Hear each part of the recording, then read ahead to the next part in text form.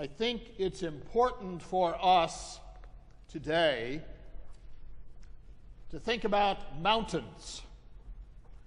And since our children are out in their classrooms, whenever I think about mountains, I am going to betray my age.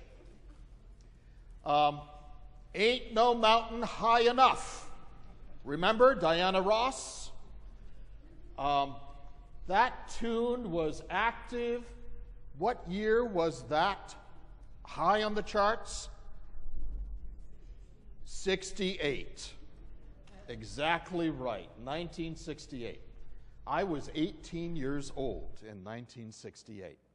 And we were all playing that at the sock hops. I don't think they do sock hops anymore. In the cafeteria of the high school or in the gymnasium.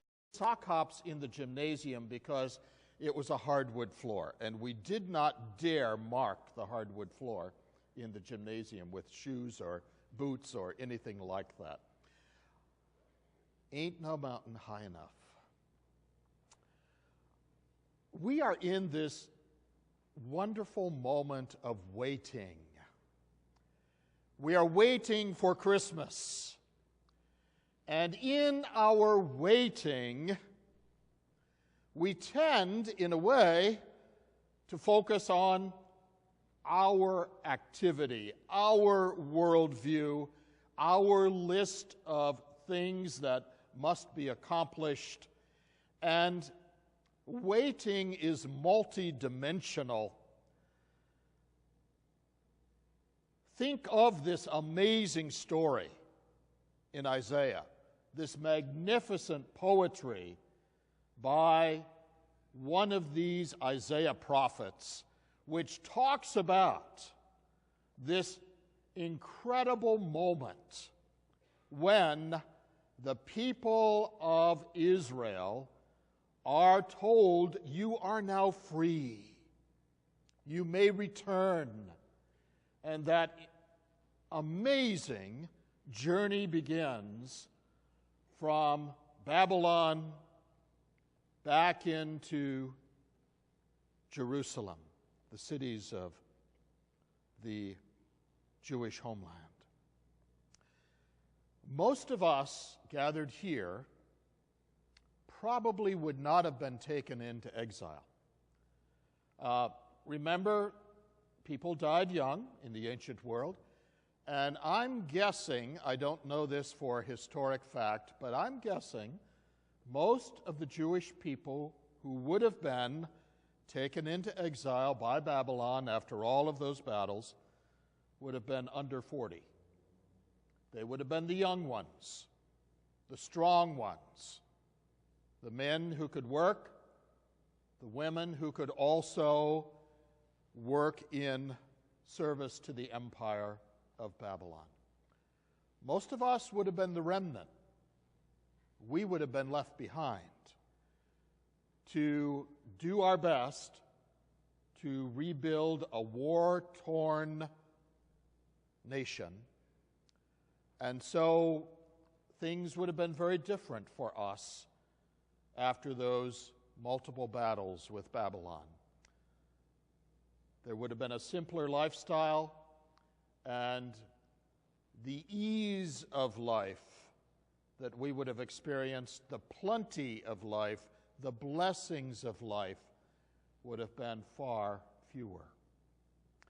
But now we enter this moment of great joy, a time when Persia becomes the dominant empire of the region, and Cyrus issues this emancipation proclamation for the Jewish people.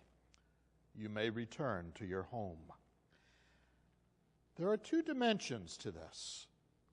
There is the physical return, there is the spiritual return. In the wilderness, prepare the way of the Lord. Make straight in the desert a highway for our God. I wonder what it must have been like to have been part of that moment of knowing that you could return home. And of course, without the instant communication of today, there would have been so much that was unknown about it. But what is known is this: in their waiting, God proclaimed that he was coming to find them. And this is the great, wonderful, underlying energy about this Isaiah reading. I am coming to find you. And historically, God comes to find his lost people in the center of the Babylonian, Persian, now Persian Empire, and take them safely home. So there is a physical journey which involves a long way, safely following the water routes and getting back.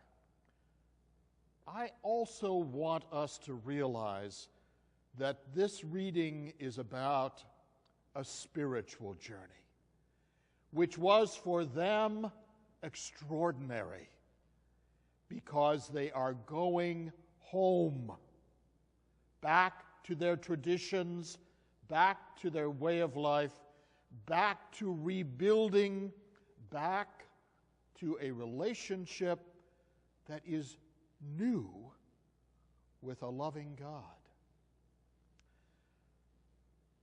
We also wait all these thousands of years later. This part of Isaiah was probably written about 540 BCE, 540 years before Christ. It's as relevant to us today as it was to them then, because we wait also in multiple places. We have our own Babylons where we wait. We have experienced our own personal deserts, wastelands, mountaintops, valleys. We wait too. And the energy of the prophet speaks to us. God is coming to find you. You will not be left where you are. That may seem preposterous. It may seem unrealistic.